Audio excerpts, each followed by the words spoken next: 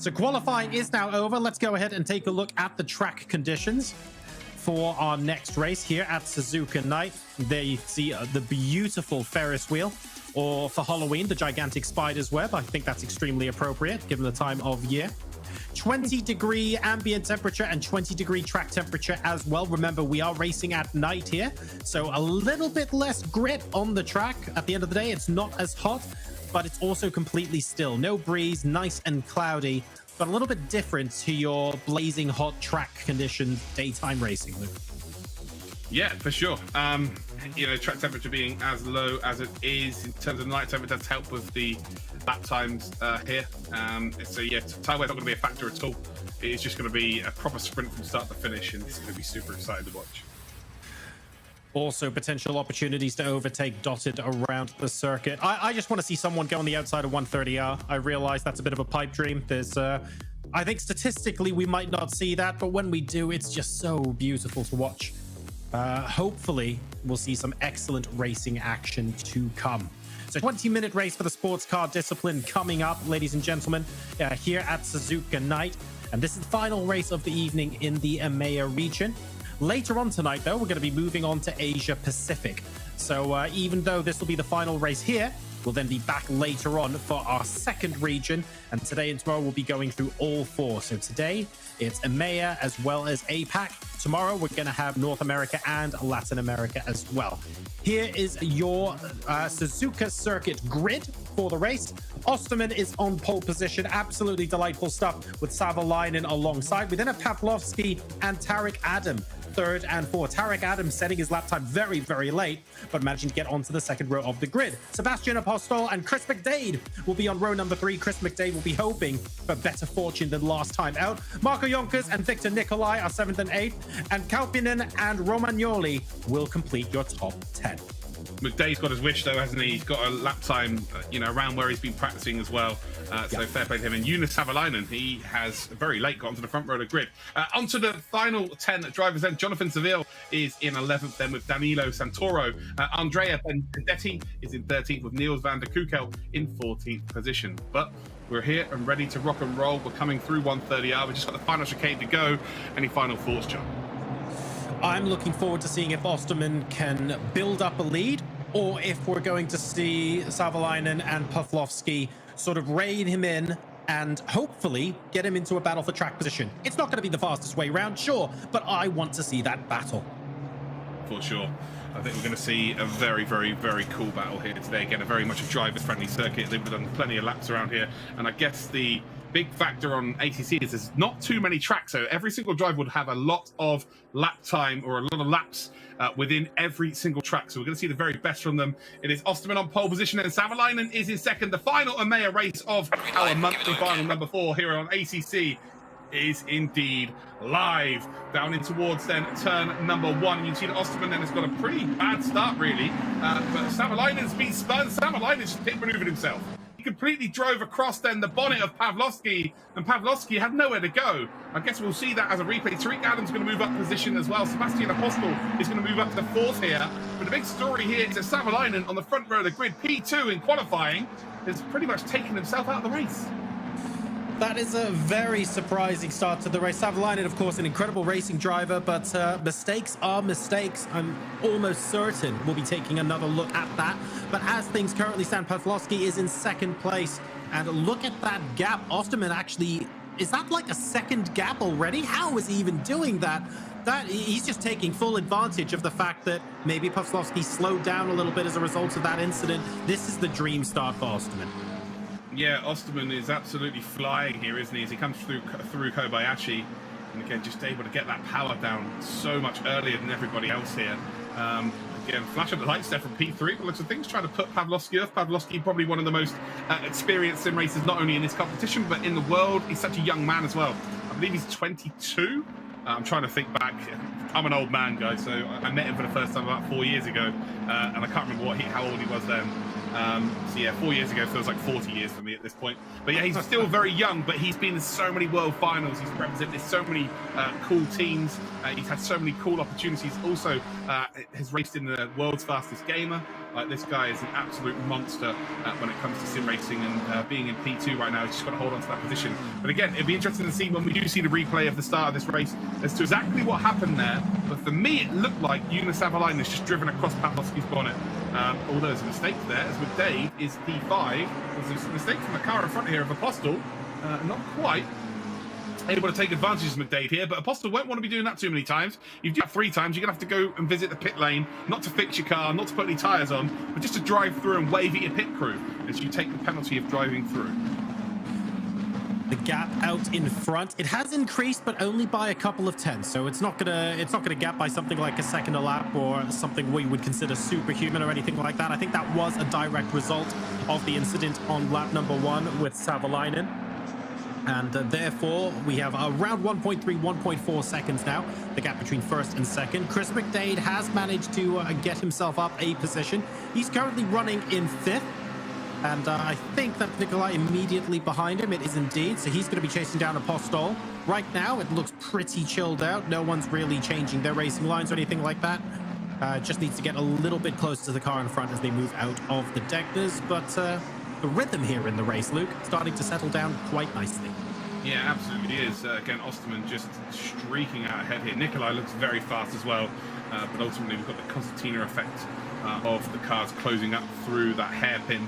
But it is Ostermann that still leads the way here. Pavlovski in second. Tariq Adam then in that pink car in 3rd spot. And it looks like Ostermann is just stagnated a little bit. He got a nice 1 second gap on the first lap, but ultimately it looks like the other two have figured it out, although he's gained another half a second here. Half a second is, again, at this level, massive. So fair play to Ostermann at this stage. That is a ridiculous gap to have found. And then you've got Tariq Adam just only 0.6 of a second behind Pavlovski. And we said earlier on in like the open wheel championship, John, if you can get out of the slipstream or you can break the slipstream from being in P1, it makes your job so much easier if you've got no one else to really be worried about. Exactly right. I mean, at the end of the day, if you just need to focus on keeping it on the great stuff and being fast, it's just an extended qualifying session, really. You don't really want to have any additional worries, but these guys are also quite experienced. The flashing of the lights we saw there from Tariq Adam earlier on, that's not going to put people like Pavlovski off, for example. Although, you're a racing driver, you are going to try every trick in the book if it's available to you. I thought you were calling me a racing driver then, and I was dreaming, but obviously that's not the case. I understand how you meant it now, and I do like to apologise to my brain for getting his hopes up and thinking I was going to be racing a car at some point. But yes, we should race. We should get to a track of some description and hopefully find something that can comfortably take our weight and maybe set a couple of lap times. That'd be fun. I don't think anyone wants to watch us drive haulage trucks around, to be honest. But the government does at the moment, but that's another story. Fastest lap now from Ostermann. Yeah, Ostermann is just stretching his legs out here, and he has really stretched that gap out. He's gained 0.4 through the first sector, so he's just, turned on the performance for sure over the last half a lap or so.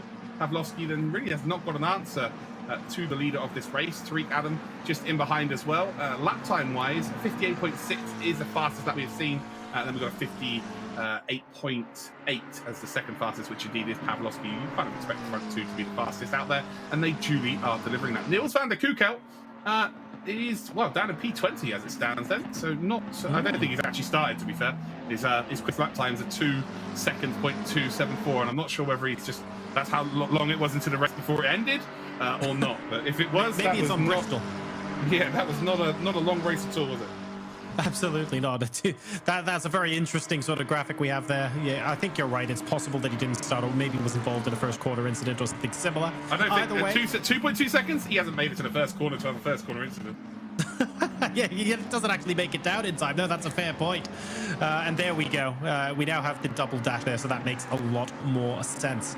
A little bit surprised to see Patrick Adamczyk down in 17th. I wonder if he was involved in something in the first lap, but I remember he didn't qualify in the top 10 either. Maybe we'll get to see a second half of the race resurgence from him. In the meantime, though, Ostermann now 2.2 seconds ahead of Pavlovski, who is a further 0.7 ahead of Tariq Adam. They then have a 1.5 second gap back to Sebastian Apostol.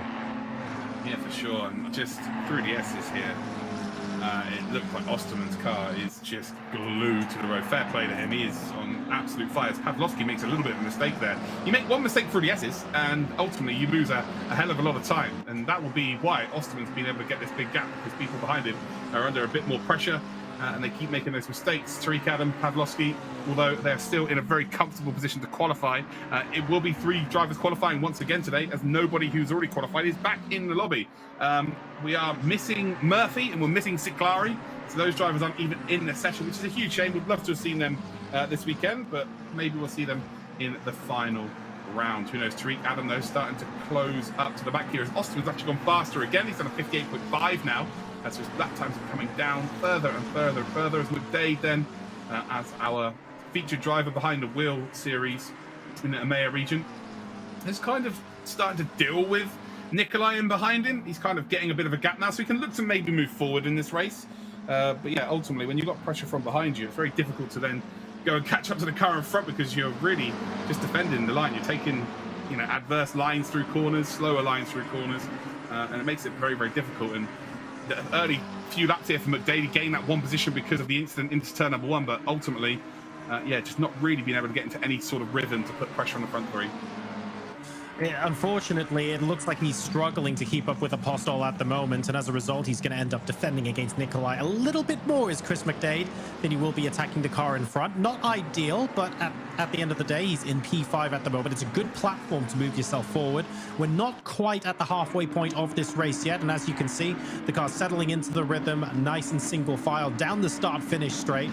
Apostol, the car immediately in front, but it's immediately in front by over a second at the moment. So Chris McDade is going to want to get the blinkers on and see if we can get into a position to potentially pounce later on in the race. Yeah, for sure. Again, he's just got to keep yourself involved effectively. Hope that the drivers in front make a mistake. Ultimately, he's being caught now by Nicolae. So I say he's dealt with Nicolae. Nicolae is back in the hunt here for that top 5, and those two being as close as they are, it's just going to cost them a chance to move forward, unfortunately, in this race. It sucks.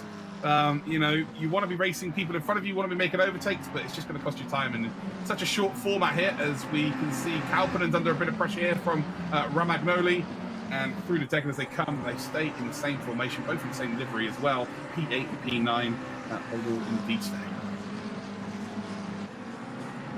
I'm just trying to work out if are we going to see any sign in this race, really, that the cooler track temperatures compared to a normal outing in Suzuka, Luke, are resulting in the cars having a bit less grip. I'm looking for signs of sliding around, but I can't see any at the moment. No, it's quicker, to be completely honest. It's faster on the. I guess it doesn't really make too much difference with the tyres, but it makes more difference with the engine. So the cars are just faster in colder temperatures. So yeah, that's why we'll see that better times. But again, this game is really designed for endurance. You know, they're supposed to be doing a couple of hours on tyres, so we're not going to see that drop off like we do with the open wheel or indeed the stock cars. We're just not going to see that tyre drop off at all. The tyres are effectively going to be pretty much exactly the same as when they started the race, if not probably in a better nick because they're up to temperature. Sure.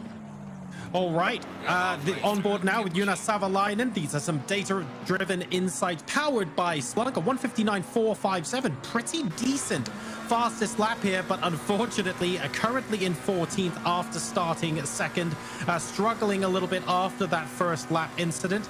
Hopefully we'll get to see some fun overtakes a little later on in the race, but yeah, any hopes of a podium here sadly were dashed on lap number 1. Yeah, absolutely.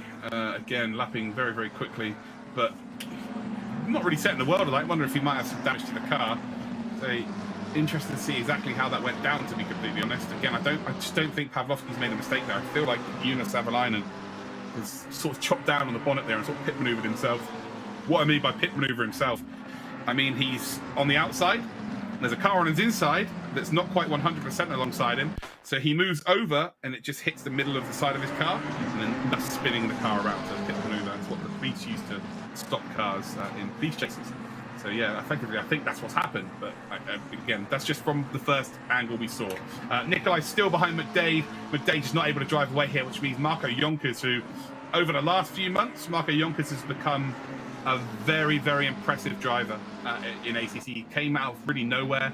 I first saw him racing in the Porsche Cups, a few Porsche Cup series within this game, and now he's transitioning it into GT3, and he's someone who's just getting faster and faster and faster. Again, relatively new to the sim racing scene, but ultimately just showing some severe pace. And I'm sure we're going to see him next month as well. So if for him, he wants to hope really that kind of the top 3 don't re-race ever again, and maybe qualify that way, because it becomes a little bit more difficult. He's kind of not quite at that elite level, but very much on his way to that level. Can he make the pass though on Nicolae at McDade? That's going to be the question right now with 8 minutes left to go. I don't think Adam can barely see the blinks in his mirrors at the moment, to be fair. Tariq Adams actually driving a superb race in front as well. Apostol can't quite get near enough. He's currently 1.2 seconds further behind. We're starting to see a little bit of a concertina. Ostermann now 2.3 seconds ahead, and not really anyone within a couple of tenths. I think the closest battle, to be perfectly honest, is going to be Nicolae on McDade. I feel like if McDade and Nicolae swap places, we could see Nicolae gap. He's looking quite quick right now, just has got no way round. Yeah, trouble is though, at this level, it's almost impossible to go and catch a 2-second gap in 7 minutes. Unless someone makes a mistake, it's it's just the top level of esports. It's very much as simple as that.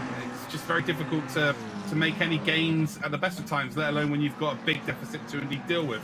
We're on board with Apostol here. He is hoping for a mistake from Tariq Adam, and it looks like he's really close to Tariq Adam, but ultimately that is a huge manageable gap for Adam. He doesn't have to be too worried about it. You know, Apostol is never going to be diving him up the inside into turn 1. He's not close enough, so that means that Adam doesn't have to take any defensive lines.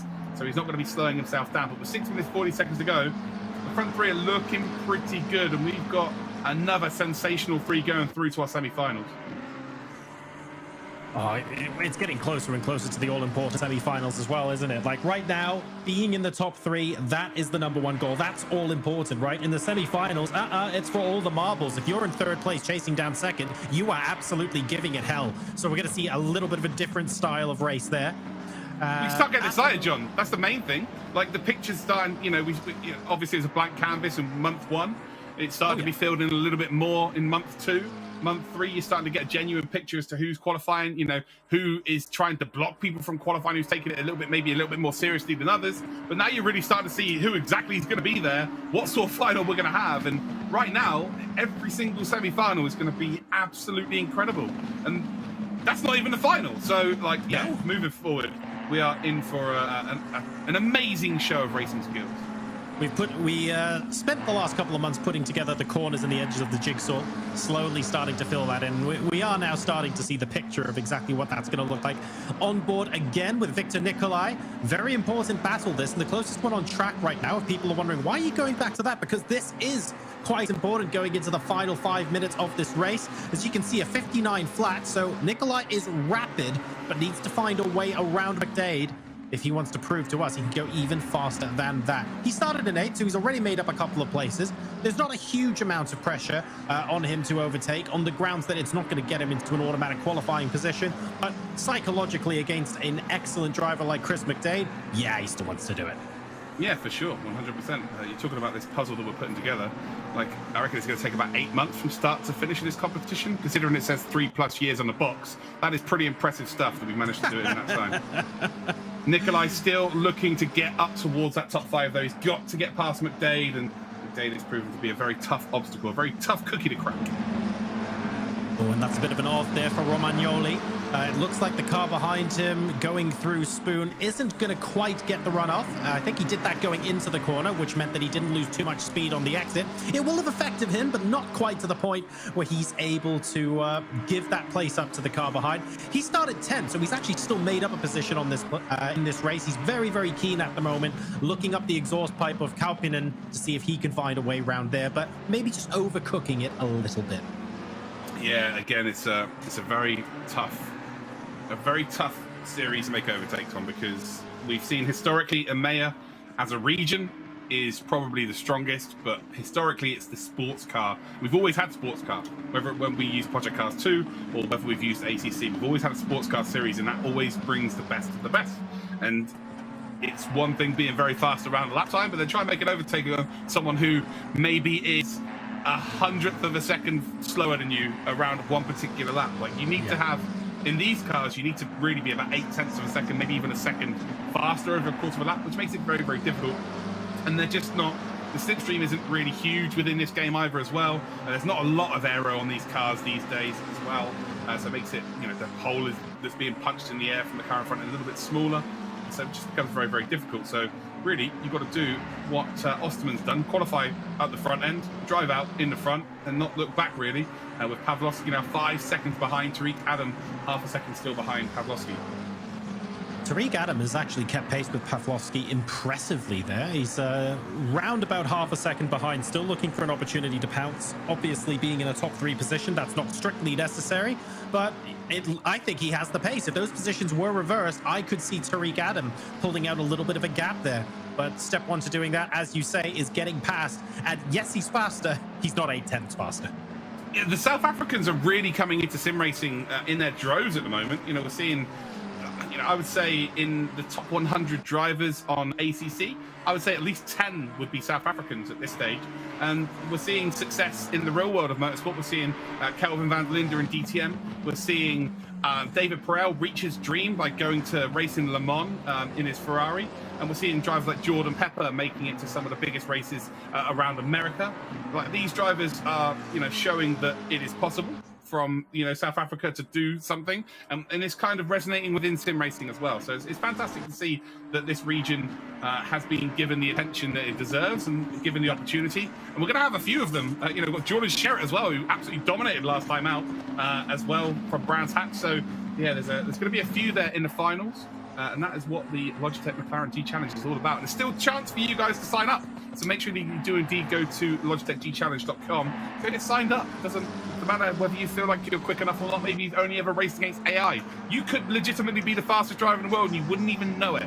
But you've got nothing to lose. It's free. So you've got 1 more month to qualify, to get onto live television or live streams, whatever you want to call it. Get yourself involved. You've got absolutely nothing to lose. And maybe you come 30th out of 30. Maybe you just about qualify and get on the broadcast. That's your first step. Then there's next year. Yep. It's always about progression. And if you're not doing it, you're not getting any better, are you? If you're not entering these competitions and you're just watching, you're never progressing. You have to be in it to win it, as they say, and that does not apply more anywhere than at the Logitech McLaren G Challenge. Literally anyone can race. That's basically the tagline, right? Absolutely important that you give it a go and just put yourself out there. There is still another month for you to give one of our 3 featured tracks a go in month number 5. So just because you're watching now, you're going, well, it's the end of month race. I've already missed the boat. No, you haven't. There's another month of competition immediately after this. LogitechGChallenge.com is where to go. Now, a minute left to go, and we can see Ostermann going round, I think that was 130R, is it? For the final time, and he's slowly making his way to the end of the lap. Ostermann then, who came into this as your 3rd fastest qualifier with a 58.854.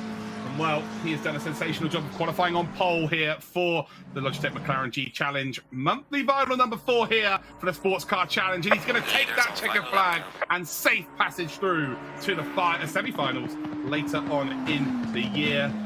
Well, it looks like we have got ourselves a new 3 drivers moving through to the next phase, spearheaded by Ostermann. It's going to be Pawlowski then, who finishes in 2nd position. Of course, a 2-time world champion already within Project Cars 2. And then Tariq Adam, one of the Sappers, is in P3. So another South African making it to our semi-finals. Apostol, McDade and Nicolae, unfortunately, not going to be quite getting into that top 3. But ultimately, they're scoring big points moving forward. 15 drivers are going to qualify for our semi-finals via that method as well. So, yeah, crazy. Well, congratulations to Jakob Ostermann, who takes home the victory here in the sports car race on Suzuka night. An absolutely delightful drive from him, managing to get pole position and converting that into a gap, although it wasn't all smooth sailing for him. At the start of the race, he was helped a little bit by some chaos behind. Fortunately, though, immediately after that, He then went, no, hang on a second. It's not just about what goes on elsewhere. I can put the hammer down as well. And he started slowly gapping everyone else. It was a delightful performance from him. Cannot fault it. No, absolutely not. Yeah, just we've seen that 3 races in a row now, haven't we?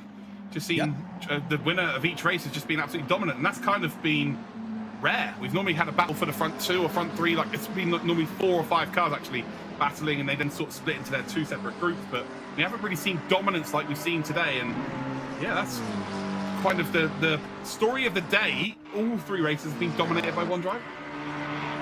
And at the end of the day, when you get a clean start like that, because it's not just about qualifying, right? You need to make sure that you start in such a way that people don't get the jump on you. You can out-qualify everybody else by 7 or 8 tenths of a second, but if off the start line there's an issue or you mistime something and you get swamped, it doesn't matter how fast you are. You're going to spend so much time just recouping from that.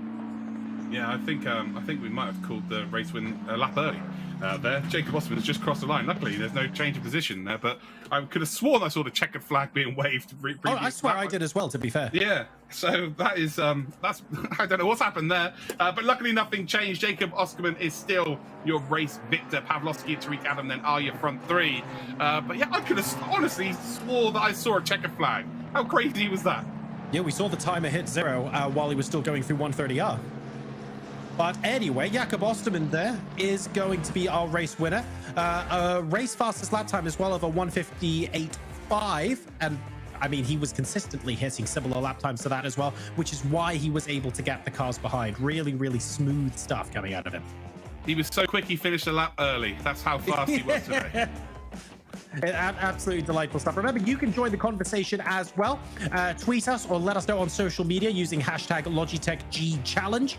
Let us know what you think about the drivers, the races themselves, and the show that we're putting on this evening. We're starting with EMEA, where they're going to be moving on to Asia Pacific later on today. And tomorrow we've got North America and Latin America as well. It's a big, big weekend. And this is month race number 4 of 5. So at the end of this, you can still go and try and qualify for our end of month races next time around for your shot at making it to the semi-finals and finals. You absolutely can. It's going to be great. I'm excited. I don't know. Yeah. I don't know. I've got no words. Like we've just seen 3 real dominant drivers. I'm kind of a bit shocked that that's been the case, to be honest. It's kind of very different to how it's going. But yeah, I just had the realization that we do have 3 more to go this weekend. So yeah, just a slow burner for me. Got to keep this energy conserved. This it was interesting as well because we thought we would have a variation in strategy in race number 1. We thought maybe someone was going to take a punt on a pit stop, and even though they didn't, the field was quite bunched up. In the second race as well, an open wheel, even though we had a dominant winner, like you said, the field was just so bunched up. But hang on just a second. We now have the final results powered by Splunk from the Sports Car Challenge.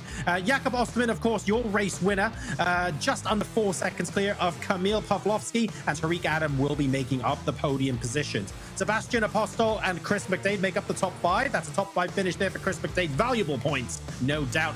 And Victor Nicolae will finish in 6th, ahead of Marco Yonkers, Kalpinen even, Romagnoli, and Santoro making up your top 10.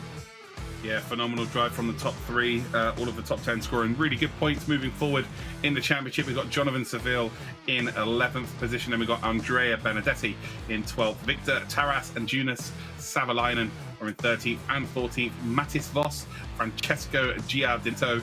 We then got Denis Sakharov, Patrick Adamczyk as your top 18, and then unfortunately Corrado Chiriello and Niels van der Kukel, I don't think, finished the race. So let's go ahead and take a look at some of the moments from that race. Absolutely beautiful here on Suzuka night. This was the critical point, I think, at the start. Ostermann had to preserve the lead. It wasn't the quickest of starts, but he managed to get the job done. Yeah, it was a very, very good start there. And again, I think that's confirmation, really, that Pavlovsky is always going to keep his nose in there. And Savalainen just pit maneuvered himself. I feel like he had to preempt that someone's going to be up his inside there. We're watching Romagnoli here make a mistake. Didn't lose a position through Spoon curve, but ultimately don't want to be bouncing the car over the curbs there. Definitely going to see him back for sure. Nicolae then trying to potentially make a move on McDade, try and force McDade into a bit of a mistake, but wasn't able to do so. Ostermann, who did officially finish after the 12 laps there, although we may have called it at 11. But yeah, it doesn't matter. He was still very, very quick and deserving of the winner's position.